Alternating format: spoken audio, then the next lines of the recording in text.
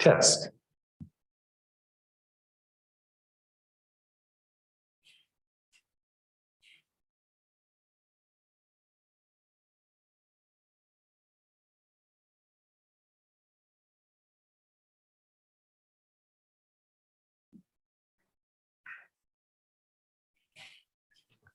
Test.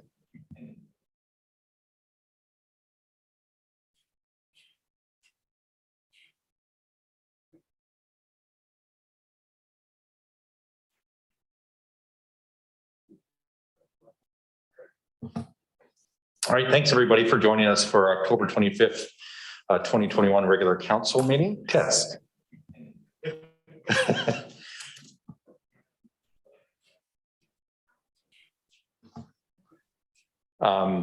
And I want to welcome everybody to our new digs here. We're at the Comox Valley Regional District Civic Room, where we're going to be having our council meetings until the end of the year. And if all goes well, we'll continue meeting here.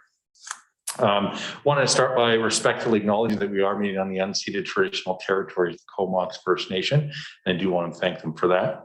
For those that aren't aware, I just want to mention last Tuesday, there was a fire here in Courtenay at the Travel Lodge, and I just want to thank staff, the fire department, specifically the Courtenay Fire Department, as well as the Comox Fire Department that assisted, and all of the nonprofit organizations and people that came together to look after those people that were displaced. So I believe everybody's been looked after, but it was certainly a frantic time, and luckily not during the weather we have today, but still, I just want to recognize everybody that actually came and made sure that all those issues were dealt with as quickly as possible. And I should acknowledge council actually coming together for an emergency meeting on Tuesday so that we could do our bit as well. So with that, we'll move into our regular meeting, and we have the adoptions of the minutes from October 18th and 19th. Excellent. So that's moving the adoption of both. Are there any questions or there we go. And we'll go with Councillor Lillian. Thank you, Mayor. There is an error in the minutes of the October 19th meeting.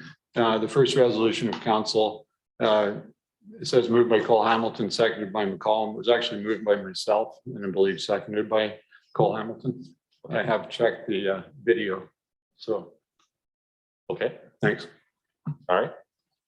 All right, and I think staff got that, so we're good. All right, any other errors or omissions? Seeing none, all those in favor? Any opposed? That passes unanimously. Moving on into late items. I believe we did have one late item. No. Okay. Councillor Hillian.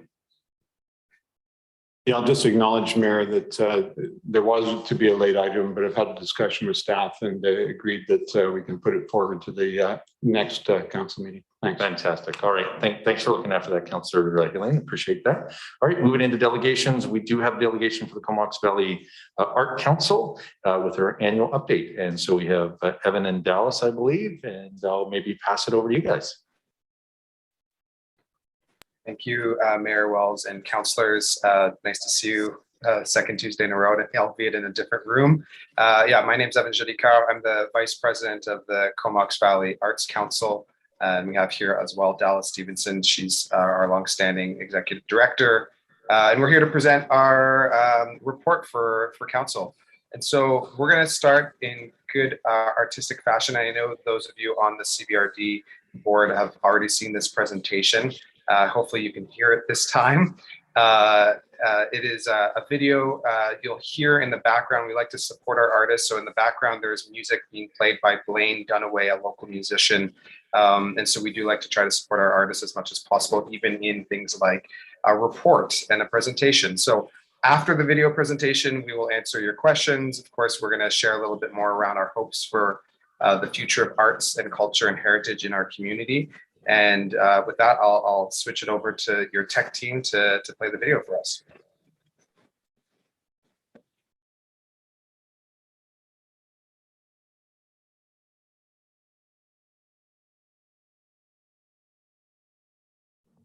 And it's just coming.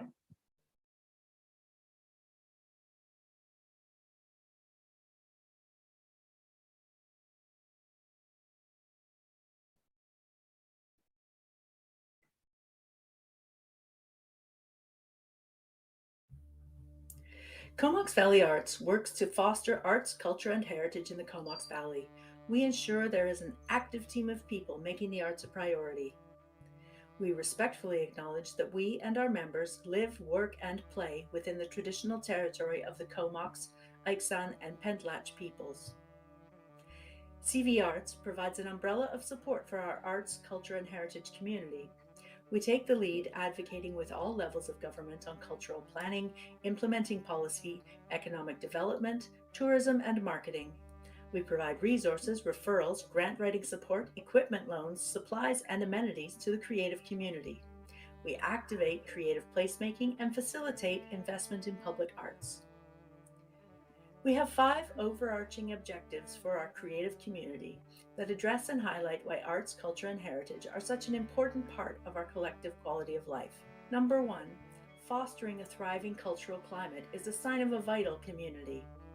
Arts and culture renew and revitalize municipalities, build community identity and pride, strengthen bonds, and improve quality of life on all socioeconomic levels. We partner with emerging and established groups to ensure success with their projects in the community. We provide individual support to all types of artists through resource referrals, customized learning and coaching, loan of equipment, and creating opportunities for social connection. The need for responsiveness in our sector grew exponentially through the pandemic. As a hardest-hit sector, artists and arts organizations faced immense challenges and devastating losses. Our community has lost its sense of place and ability to gather in celebration, and our ability to support creatives one-on-one has become a challenge. On a positive note, our world is changing, and we are seeing how a more holistic approach of layering arts, culture, and heritage into our everyday existence and into our landscapes has deep and valuable meaning. The resilience of our sector has provided a backbone of support for humankind throughout the past year. As with other industries, the cultural sector had to make a hard pivot, shifting to an online environment, working from remote locations, and responding to the near continuous shift in information. Although the work changed, the workload did not, and the abrupt stop in volunteer support created a significant burden on a very tiny staff team. By comparison, in 2020, our volunteer hours of approximately 10,000 per year dropped to under 400. These things, combined with a halt on most revenue-generating projects, created a very challenging year. We are very grateful that there was substantial thought and consideration given by all levels of government to the unique predicament and responsibility of the arts sector. Number 2, ensuring lifelong arts education improves creative and critical thinking, problem solving, and reasoning. Arts education improves creativity, academic achievement, motor skills, confidence, perseverance, focus, collaboration, decision-making, and accountability. Studies measuring creative thinking and critical thinking find that lifelong learning, problem solving, and reasoning functions increase and improve when the arts are added to the educational mix. To meet our community access as well as educational goals, CV Arts offers a wide range of artist and community engagement programming. Although engagement numbers are lower than normal, during the pandemic we have been able to keep several key programs running and have had approximately 110,000 individual uses of our services in our 2020-2021 fiscal year. Number 3, supporting and valuing arts, culture, and heritage can affect positive change in our community. Diversity of every kind is embraced through culture, building trust and understanding. Healthy communities result when healthcare and social service organizations partner with arts organizations to promote well-being, education, and community voices. CV Arts partners with over 50 local organizations annually to provide arts access to those underserviced in our sector. Highlights from this year include grab-and-go art and poetry kits provided to the Warming Center by Dawn to Dawn and CV Arts. But Enough Art Eat, an arts-based 3-day event for those less housed individuals in our community, facilitated by Dawn to Dawn, Comox Valley Art Gallery, and CV Arts. Family Day art kits provided by the City of Courtenay and CV Arts to over 250 families. 30-day drawing kits provided by CV Arts to the Transition Society and Dawn to Dawn for over 150 individuals, as well as more than 1,400 online participants. CV Arts has been a leader in encouraging reconciliation, equity, inclusion, and diversity for our community with subject-specific projects dating back decades. We invest in reaching all individuals. We provide barrier-free access to our programs and support individual projects where art in all forms can so powerfully address the ways our community can rise up and flourish. Number 4, investing in arts, culture, and heritage amenities provides community identity, wellness, and pride. Canadians count on a rich and diverse cultural sector. As essential as clean water, good roads, and adequate transit, Canadians want the opportunity to attend a play, visit a museum, hear great music, read a book, or engage directly with art and artists as easily as they can go to a soccer game or go swimming. For arts, culture, and heritage to truly thrive, we need substantial investment in amenities. Public facilities and infrastructure for the cultural sector need to be equitable to similar investments in sport and recreation. Comox Valley Arts is the connectivity that will provide the support to accomplish this goal. Number 5, recognizing the significant economic benefits arts, culture, and heritage contribute to our community. Our sector needs to be recognized as an economic driver in our community. With thousands of creatives and organizations in our region, it's necessary that their contributions to our economy be acknowledged and valued. $43 million in local GDP is a result of a 2021 survey based on responses from less than 10% of creatives living in the Comox Valley. CV Arts collects information and advises on the investment of arts through data projects like our Cultural Inventory and State of the Arts Survey, consulting the sector for the Economic Recovery Task Force, and participating in Courtenay's recent OCP update. Cultural tourism is one of the fastest growing industries and will reach an estimated $10 trillion globally in 2021. Cultural tourism is sustainable, renewable, environmentally responsible, and takes place 365 days a year. It gives people a reason to work, stay, and play in their communities. The impacts of cultural tourism, both social and economic, boost civic identity and pride through the community's heightened engagement with arts and culture. CV Arts report Converge was created to address our view of the untapped tourism opportunities in our sector. We are a strong and valuable industry from a tourism and economic development standpoint, and we want to have a voice in how tourism is actioned for our community. With this report, we are requesting support for a cultural strategic plan, including needs assessments, funding for tourism and marketing, and prioritization of arts-based community development. Capacity to maintain critical growth of arts and culture within our region has always had its challenges. Changing the perception of how we engage with the arts is integral to our community's well-being.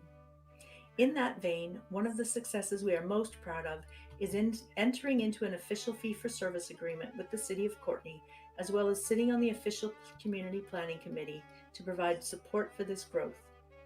This engagement puts arts, culture, and heritage sector at the table where we have always deserved to be. Currently a recipient of the Comox Valley Regional District Arts and Culture Grant funding, we have hopes of further building this relationship by engaging the CVRD to lead an intermunicipal working group that will lead strategic initiatives such as an arts, culture, and heritage policy, in addition to the creation of a cultural plan for our community. Prioritization of arts and culture by regional government through policy, planning, and commitment to funding are critical to building and maintaining our community's overall wellness. A regional cultural plan would formalize the contribution of arts and culture to our community and provide a much-needed foundation to grow and connect from. Thank you for your time and for your support of arts, culture, and heritage. Okay, I'll add really quickly that the photos that you saw in the presentation were actually photos from our programs and community members and artists and creatives themselves. So those were real life shots over the last year and a bit. You heard at the end there that we were highlighting the really exciting progress that we've made with the City of Courtenay through the fee-for-service agreement with the Comox Valley Arts Council. And so we wanted to just share our appreciation of the working relationship, between staff and staff, but also between mayor and council for committing to engaging and supporting the arts and culture in our community. And so right now the city supports art, culture, and heritage facilities through management or license of occupying agreements, but does not include an official regional policy on the arts, culture, and heritage, or a guaranteed support for programming, which you heard was one of our things that we really want to try to gain support across the region. One of the other key deliverables that I wanted to highlight today was the importance of moving forward on building and supporting the implementation of intermunicipal working group. We have the foundations of that. We've most recently presented to the regional district, and so we've also asked that of them as well, to have each of the regional municipalities and other large stakeholders committed to meeting regularly so that we can move forward in the policy pieces that we want to have in our communities.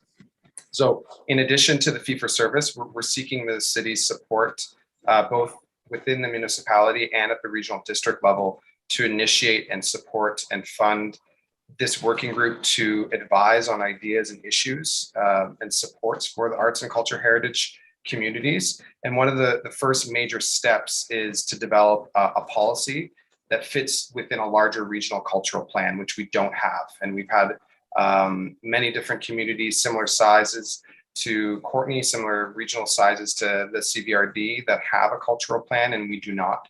And you heard how important that is from an economic perspective in our communities.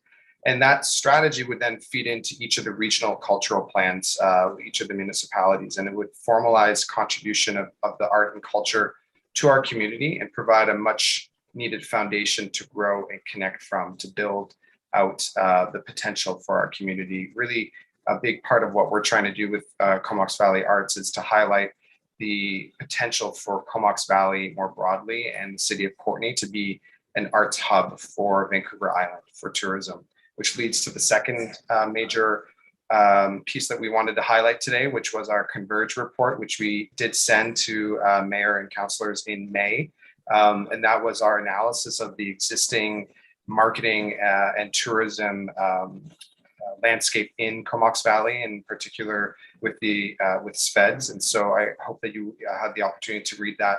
But really what we wanted to highlight was the importance of generating and the need to attract and the need for financial investment that looks at traditional marketing activities.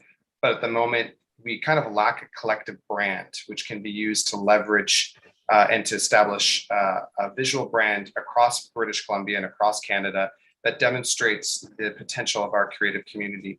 Specifically, one of those things could be following up on a request for funding for art-specific tourism marketing. And we know that SVEDS and the CVRD have shifted towards Tourism Vancouver Island, and we do have a positive working relationship with them. Yet, our expertise lies in the who, the what, the where of the arts and culture, and the importance of highlighting our community as a hub to come experience art, culture, and heritage. And so we are waiting on Tourism Vancouver Island to decide on their plan, given the circumstances, to decide how best we can support their marketing strategies to highlight the larger economic opportunity for artists and the cultural and heritage sector here in the city of Courtenay and also in the Comox Valley. And lastly, I'll just say, and we are moving out of COVID. The recovery of COVID is happening right now, but one of the last opportunities that we'd like to share to Mayor and Council is to continue to support arts-based community development. And this might include events, festivals, and creative placemaking. And so those things are happening. They're happening in different ways, as we spoke to in the video. And we recognize that the city of Courtenay is supporting a lot of those initiatives. So our request is just to continue to be able to work closely together to be able to provide our community members the needed connection through the arts that we need coming out of COVID. And so I'll leave it at that, and we'll take any questions, I guess. Excellent. Thanks very much, Evan, for the presentation. I really appreciate it. Appreciate all the work you guys are doing. Obviously, I think even prior to the last election, there was actually an audit done, and I can't remember the amount of artists in the Comox Valley seemed pretty intense in terms of what the averages are across the province. So I don't see any questions from council right now. Maybe one question that I would ask, because there's sort of the general stuff, and I think obviously waiting for the TVI to dovetail in and how that's going to affect marketing and branding going forward is obviously a big question mark. But when you're talking about the policies and those kinds of things, is that something where you just need committee struck, or are you actually looking for a financial like dollar amount to go along with that? Yeah, so I can speak to that. You know, there is some work that's been done on this already, leading us to a point where we're at right now, where we have some needs that have been assessed. There needs to be some further needs assessment. And we are requesting from each of the municipalities and the regional district to support financially through this as Comox Valley Arts to develop, to bring on board a working group to support the assessment of where we're at in the community and where we need to go and set forward a cultural and arts plan that can then be made into policies at each of the municipal levels. So yes, to your question, a committee, which I think would probably go nicely with the intermunicipal working group to both be kind of the house of that, but also to shepherd the terms of reference of what that might look like. But in addition to that, we'll need some financial support to make that plan happen, and also the continued in-kind support that we receive through your staff at the City of Courtenay and staff at the other municipal levels and the regional district. I'm not sure, Dallas, if you have any thoughts further on that. Yeah, no, I think that certainly gives us a better sense. And maybe I see that Councillor Morin has a question, so I'm just going to pass it over to her. Thanks so much for seeing the report again. Yeah, not so much of a question, but I do really appreciate the comprehensiveness of the report and how you've provided some really specific and sort of, I guess, actions and a vision of where this can go and how it fits into that cultural plan that we had done, and how that all kind of dovetails together. And I appreciated you mentioning the piece around the arts being sustainable, because one of the things that I know many of the elected folks locally have been talking about is economic development, really kind of living our values. And of course, climate change is the focus of our OCP, and this council and the other local governments have really put that at the forefront. And I think it's important to note that arts and culture is sustainable and environmentally friendly and all those things. And I think that it would be wise for us to take a look at how we can bolster the arts and culture in our community, because we have such an amazing opportunity here. Thanks.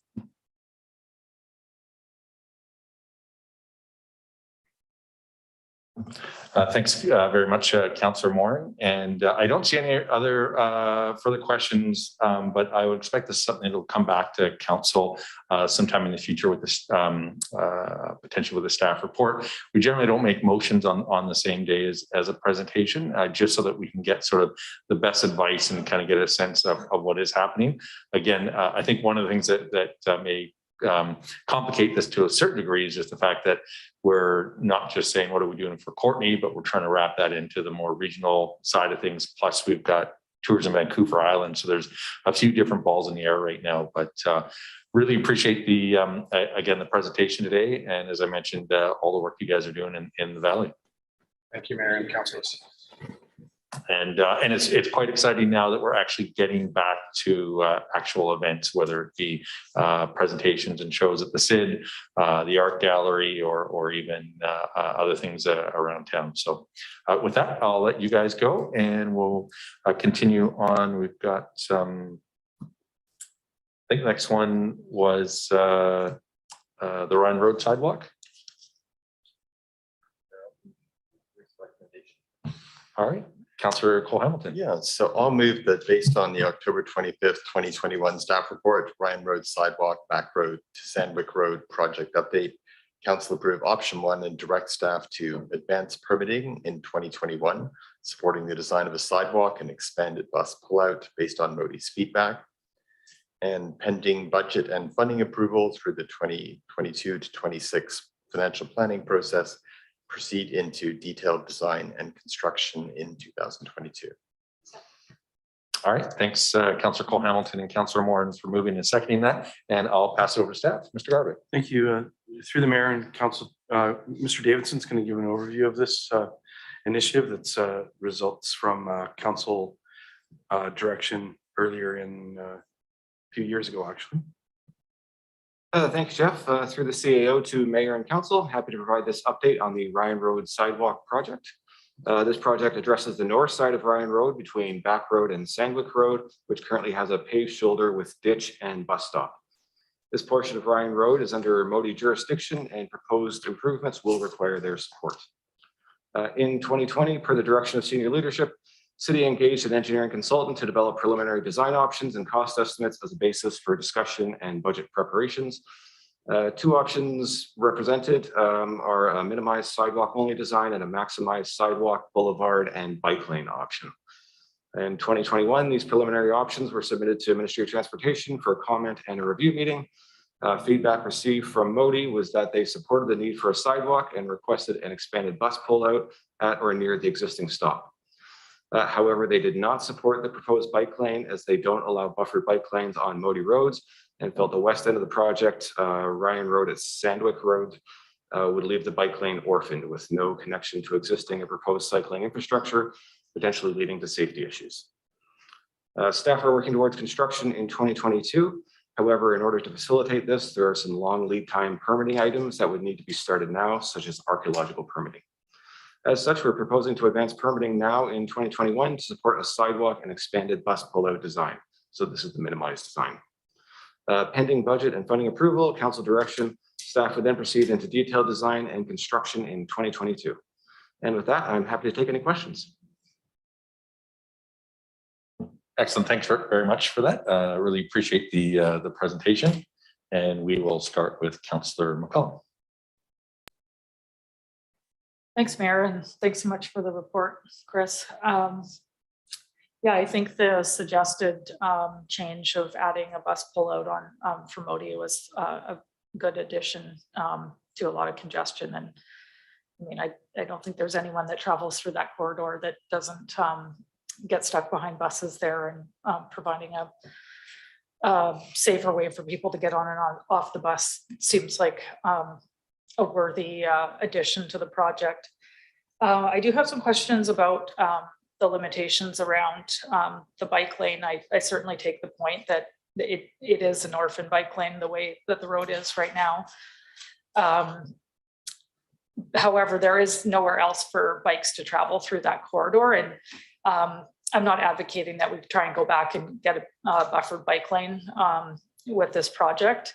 But what my concern is that I've seen road improvements further up Ryan Road. I'm thinking between Crown Isle and Lerwick, where on one side we do actually have a painted space for bikes to travel, being the Thrifty Foods Plaza side, whereas where the road improvements were done more on the Costco side, we did some nice landscaping and created a buffer from the sidewalk to the road, but it's basically forcing cyclists that travel through that corridor into the roadway, and it is certainly less comfortable for cyclists to travel. I'm not sure about the safety factor, but it certainly is a less pleasant experience to not have your own space on the road.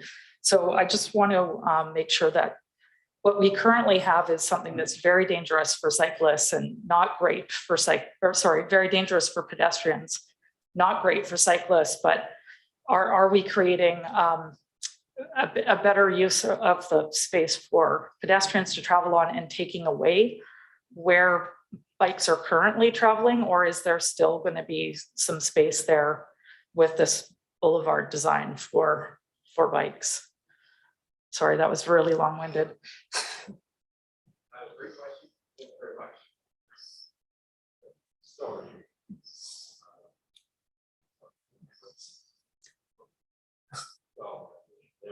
I have turned off the auto shutoffs. These are actually taped for me, so your mic shouldn't turn off on you automatically now. Over to you, Chris. Thank you, Mayor. Through CAO to Mayor and Council, yes, to answer the question, There will still be space for cyclists. As you're aware, there's not much space there now. There's basically a fog line, a little bit of pavement, and then sort of a dirt area where people are walking, very unsafe space for pedestrians. With the proposed design, there would still be a fog line and a bit of a curb and gutter there. So it's not the case that it'll be going straight to curb, and we'll try to make that, as best as we can. But just to clarify, the proposed design does not include a full bike lane or any sort of buffering at all. So Yeah, I did understand that much from the report. It was just hard to tell from the pictures whether or not we're actually taking the curb right to where the roadway is, or whether the curb is going to kind of start where the edge of the shoulder is. great And question. maybe that's what I should have asked. Yeah, more closer to where the edge of the shoulder is, and probably a bit further beyond that, to be honest. I would also add cycling network plan highlights the closest cycling route as back road straight across Ryan onto Braidwood. So that would be the preferred route for cyclists there. But currently cyclists can't get through that way, can they? There's, From back road onto Braidwood. I'm thinking at the end of Back Road where it would meet up with the Old Island Highway, there is no way to get through. There's still right some there, is there? improvements to be done there. Yeah, Yeah. absolutely. Yeah, I agree. That would be a better route. But yeah, very happy to see this going forward, and thanks for the report. Thank you. Excellent. And next we have Councillor Cole Hamilton. Great, thank you, Mayor, and thanks, Chris, for the report. And I just had a question about the sidewalk itself. I've tried looking at the various cross sections and I was unable. Those look like the ones that you were going to show, Modi, but then a plan came out of that meeting, and some of them showed 1.5 meters width, and some showed 2 meters. And it strikes me that, given the intensity of traffic there, that a wider sidewalk rather than a narrower one is probably the right thing. I'm just curious that the budgeted amount of 1.555 million, is that based upon 1.5 meters or 2? Great question. Thank you. That's based on the wider sidewalk, 2 meters. So please take those design drawings with a grain of salt. They were done in a very preliminary phase, and that was prior to discussions with Ministry of Transportation. So we have yet to go back and confirm with them and refine details, and we also have to touch base with transit. So there's still a few details that could change between now and construction should it be approved. And of course, we'll be bringing those back to council for consideration. Okay, great. Thanks for the clarification, Chris. Yeah. All right. And next we have Councillor Frisch. Thanks, Mayor. Thanks for the report. Just looping back to the issues with putting in a bike lane. Sort of when would we expect that Tundra Drive multi-use pathway to go through and cause this sort of orphan to exist? This less used bike pathway. Thank you for the question. As I understand it, looking for timing on the Tundra multi-use pathway. That is a little more challenging to pin down, unfortunately, at this point in time. We're still in the stages of preliminary outreach with a number of stakeholders. Some of the stakeholders, as you're aware, have specific requirements that may be challenging for us to meet. We're hopeful that we can make a pathway, multi-use pathway, work through that corridor, and we are working towards that. We hope to have some more information coming back to council within the next month or two on that. Okay. And I would assume we're still working with Modi and all the crossings that would involve. So I've been doing this for a couple of years now, and it seems like things can take 5 to 10 years. With that, like 5 years would really impress me if we got that pulled off. Do you think that's possible? Yes, I do. I don't want to put it all just on Ministry of Transportation. They're usually very accommodating. There's a number of stakeholders there, private stakeholders as well as federal. So there's a few different levels we're dealing with. So it may be challenging to navigate approvals for that for access rights. Understandable. And was there any costing done when you did up these drawings, these preliminary drawings? For the Ryan Road sidewalk? Yeah. Yes, there was very preliminary level. So based on those, we put forward the budget number of 1.5 million for next year, 1.55, I believe. And that's a rough estimate at this point, just because of where we are with the design. So because we're trying to put detailed design and construction both into 1 year, we've had to allow for a little more risk in the project. And so the budget is a little bit higher and does carry a little more contingency. Yeah, It's also a very challenging corridor from a utility perspective. There's a shocking amount of utilities in this little stretch. And once we got into the details, it became very apparent why this hasn't been addressed yet. yeah, fair enough. Mhm. And the costing for the 1A drawing, did you do that as well? Pardon me? The costing for the drawing with the bike lane, there was a preliminary drawing titled 1A. Oh, in the yes, report. apologies. Yes, we did have costing for that, and it was almost double our current cost estimates. That may not make sense out of hand, but unfortunately, due to the limited area available and how close we are to a ditch, it would necessitate installing a very large storm sewer, storm main along there. Basically, we have to cover the ditch, put a storm main, and do some other work there. Yep. There's already another large storm infrastructure traveling perpendicular to our alignments, and there's a gas line, there's some street lights to move, there's a whole bunch, you name it, it's in there. There's an archaeological site that we have to manage. So depending what we find during our pre-excavation, that may add further cost considerations. Yeah, and I imagine that ditch currently runs into a storm main. Very large storm main, at a minimum for the bus pullout, we're gonna have to move the head wall, extend it. So there's quite a bit of, it's not a case of just field fitting a sidewalk and calling it done. There's actually a fair amount of work there. Thanks very much for the answers. Pleasure. All right, thanks, Councillor Frisch. Mr. Garber, did you want to interject? All right, moving along, Councillor Hilling.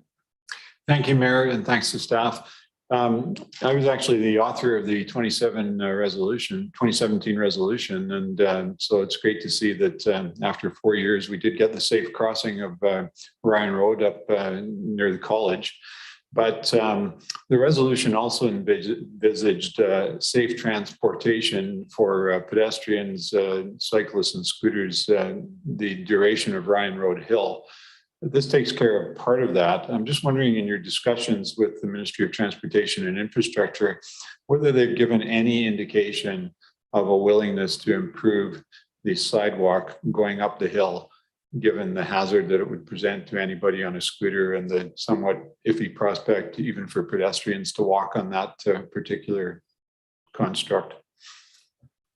Great question. Thank you very much. I wouldn't want to speak on behalf of the ministry, but I would say, yes, they're open to considerations like that. If we really want to get traction on a project like that, then I think it would require the same approach that we've taken here, where it would have to be funded by the city. And then working closely with Ministry of Transportation to get that to happen. No, there's the rub. We have had dialogue with them where, the prospect of widening Ryan Road and the hill has been effectively ruled out, I believe. But I would certainly advocate for us to pursue improvements to that pedestrian and scooter access up that hill. Thanks. Oh, my microphone got turned off again. Next, we have Councillor Theos. Appreciate it, Mayor. Great report, Chris. Very detailed. Thank you very kindly. I'm curious in regards to it's funded by the city, the project. Now, is the work going to be done in-house, or is there going to be some subcontracting being put out? Just because I feel that with the way the market is now, and labor shortage, I felt if it was in-house, there was more security of that price being more in line. But that's one of my questions. The other question I'm curious about is with other work that's going to be happening in that area, like for instance, possibly the hotel on Ryan Road and Back Road going to be built sometime next year, possibly around the same time. Is there communication with those potential builders of what work is being done and how to coordinate? Great question. Thank you very much for those. To answer your first question, no, we would not be using internal forces to do this work. We were going out for a full public competitive tender process, possibly an RFP, depending on our market sounding analysis. Our purchasing policy requires us to go out for public competitive process for projects of a certain value, and this would fall within that requirement. To answer your second question, yes, there have been some high-level discussion with those developments specifically. My understanding is the focus of discussions with those developments has been for support for multi-use infrastructure in a different alignment. I'm wondering if our CAO or Acting Director of Development Services would like to provide further comment on that. Thank you through the mayor to Councillor Theos. Ultimately, there are separate corridors of development. I'm just wondering, are you wondering if there'd be some potential to pool the construction or timelines to work together potentially? I'm just not totally clear what your question. The question I have is that if work's being done at both locations at the same time, just the potential disruption for the people in the area and the traffic flow, et cetera. And I'm more concerned about the movement of the people during that time. So there's cohesiveness. Thank you through the mayor to Councillor Theos. We're not sure totally what the timeline would be for the construction of those offsite works related to the hotel, but typically we would have conversations between the two. We do have to have safe pedestrian movement. Also, the Ministry of Transportation is involved in authorizations and the coordination of that. So thank you for pointing out the need for communication to ensure that there's adequate ability for people to go through that area, as well as if there's any potential business impacts. So there will be coordination. Oh, great. Thank you so much, Mr. Garbutt. Thank you so much. Next, we have Councillor McCullum. Thanks, Mayor. Yeah, one related question that isn't specific to the staff report, but related to this sidewalk corridor on Bryan Road. Currently, going up the hill, it's quite torn up. I think it was from some underground utility installation or something in the summer, but the upper portion of that sidewalk approaching the new pedestrian crossing is torn up almost right to the shoulder of the road. And I'm wondering if you have any information about whether or not that's getting repaired soon, or if the whoever did the work, I'm not really sure what the project was. I did see equipment there, but I do worry that it's quite a rough sidewalk and there's no streetlights there. So just curious if there's been any communication with the city about what's going on with that. Thank you for the question. No information to share on that topic at this point in time, but we do have regular check-in meetings with Ministry of Transportation and open lines of communication. So we'll be sure to follow up and circle back with council. Great. And I just have one more, if I may, Mayor. Thanks. Yeah. Just wanted to understand a little bit more about the dialogue with Modi and the information that they provided that they don't allow for buffered bike lanes on provincial highways. When we say buffered bike lane, is that some type of barrier, or is it no bike lane at all? And yeah, I wasn't aware that we aren't allowed to have that kind of service on a provincial road, and I just wanted to understand that a little bit better. Yeah, great question. Going back to the conversation with the Ministry of Transportation, again, not wanting to speak on their behalf, response was generally framed with concern for an orphan bike lane, basically letting cyclists out into a rather complicated intersection and where they might go from there. It wasn't apparent that there could be an easy solution to get them through to Ryan Road and then through the Ryan Road crossing down to 5th Street there. So concerns in that regard. To answer the first portion of your question, bike lanes discussed were buffered bike lane, meaning I think it's a 0.8 meter wide painted space with the hash marks in it, as per the drawing package here.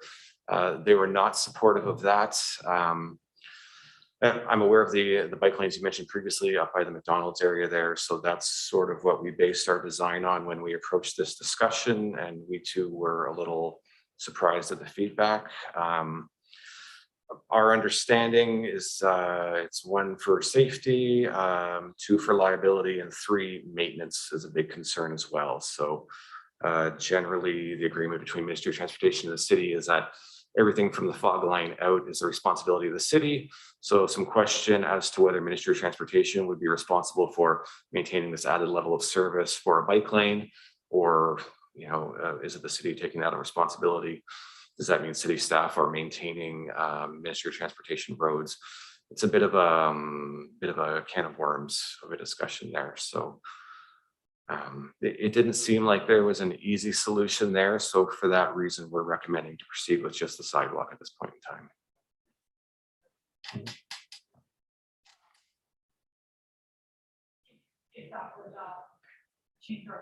And other like future projects, or when we're communicating with Modi, if that was specific to this section for those reasons that you outlined, or if that's kind of a wider conversation around any sections of roadways that we share responsibility with the province. Great question. Certainly we'll be taking learnings from this project forward in regards to our dealings with Ministry of Transportation. However, we will continue to advocate for cycling infrastructure as we've been directed by as per council's direction. So we won't just abandon all bike lanes going forwards on Modi roads. We will still continue to have the discussion. And if it's a particularly significant stretch of road that council feels strongly about, then perhaps there's room for negotiation if there's a relatively easy resolution. Great. Thanks for answering all my questions, Chris. And our CAO, Mr. Garbutt's going to interject. Thank you. Just through generally to council, we are going to be reviewing the cycling network plan. That's Mr. Shaw is going to be leading that discussion. And pending the outcome of that, then subsequently we need to have some discussions with the Ministry of Transportation to go towards that, because they have a co-mandate to support active transportation as well as vehicle transportation. And sometimes, particularly in this congested corridor, the bottom end of Ryan Road, we need to work and find options. So I think there's two aspects: review the plan, work on the connections that we were talking about, we had initially talked about through Braidwood, as well as the Tunner Drive MUP, which will be driven by development and negotiations as well. So looking forward to those future discussions with council, and then subsequent moves forward. There's budgetary questions and there's implementation questions. So it's an important conversation that we'll have later this year. Thanks very much for that. And we have Councillor Moore. Yeah, I just wanted to agree with Councillor Hillian that I don't think that there's a better argument for improved pedestrian and cycling active transportation than having heavily populated on both sides of Bryan, an aquatic center, 3 schools in the vicinity, and a college. So I'm really hoping that we can push the envelope on this, because people are coming up and down that road for all of those reasons I just cited, with virtually no safety for them. Thanks. Thanks, Councillor Moore. And Councillor Frisch. Yeah, thanks again, Mayor. Well, I really appreciate the CEO's comments about, trying to move the bar up a little bit as we move forward and see how we can work better with MOTI.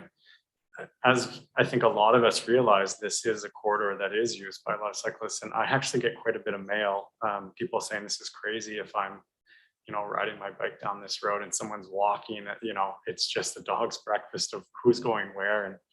And of course you've got cars. So I guess my question is kind of around the right car lane. There was talk of making a priority bus lane that far up Ryan Road, and there was some study by, I believe it was at the RD, where they mentioned that if we were going to do a priority bus lane, it would be helpful to have it go all the way up to the base of the hill. So in other places I've cycled, priority bus lanes are often shared with cycle lanes, and wondering if there's an opportunity here to move something like that forward on that particular laneway, maybe even just designating it as a shared space for cyclists, because I think in reality, it's going to be a while before people decide to take a different route down this corridor. And in the meantime, we are trying to move people sort of into those other modes, right? So is that a possibility? And Mr. Garbett has a comment. Through the chair to Councillor Frisch, there's a few things at play right now. We have some priority transit actions that are recommended, and council had asked staff to meet with the CVRD staff, and we've had those meetings. We have some high level concepts that we're going to be working with CVRD staff to look at prioritizing bus movement through that it's very essential, that corridor, all the way through down to both the existing transit exchange location and future transit exchange location, and the ability to move buses through that through prioritized signalization as well as some lanes is underway. And so we'll be reporting back to you. That's an outstanding item that we have on a council referral, and it'll be coming back again shortly with some discussions and recommendations that come back to the CVRD board on those priority transit recommendations. Okay. Thanks very much. And may I have? Oh, yeah. Well, I was going to make a quick comment that I don't think we're going to have too many orphaned multi-use pathways or cycling pathways in the future as people continue to come to town. And we all know what that corridor looks like when it's heavy with traffic and you basically don't go anywhere in a car. And so I think we'll see a lot of people sort of moving to other modes. So if you're talking with Modi, you could let them know that particular view that we're going to need more of these, not less of these. My question really is around the multi-use pathway that goes between Ryan Road and Braidwood that we negotiated with the developer. Wondering how that interfaces through that ditch area. If we're not filling in the ditch, are you familiar with the pathway I'm talking about? There's like I forget the address, but they're developing sort of a seniors care. Yeah, it's a gravel pathway that it should connect to that section of sidewalk. I'm not familiar, but I'd refer it over to our CIO for further comments.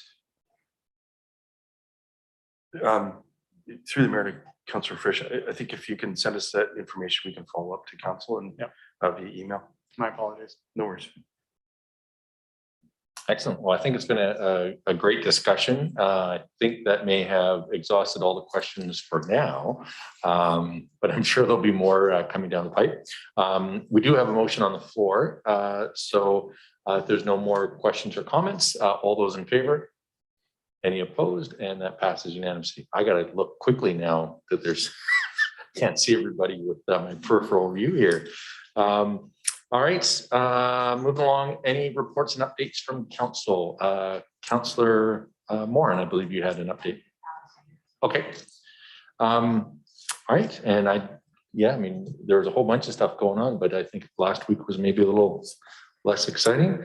And we do have a resolution of council to go on camera. And Councillor Frisch. Thanks, Mayor. Are you happy if I just read out the sections when we get there instead of the definition? I'm going to look to our corporate officer. Yeah.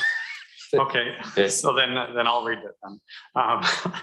I'll move that a special in-camera meeting closed to the public will be held October 25th, 2021 at the conclusion of the regular council meeting pursuant to the following subsections of the community charter: 91B, 91C, 91D, 91G, 91L, and 92B. It's been moved and seconded. Any questions or comments? Seeing none, all those in favor? Any opposed? And that passes. And that brings us to adjournment. It's been seconded. All those in favor? Any opposed? And we are adjourned. For any that were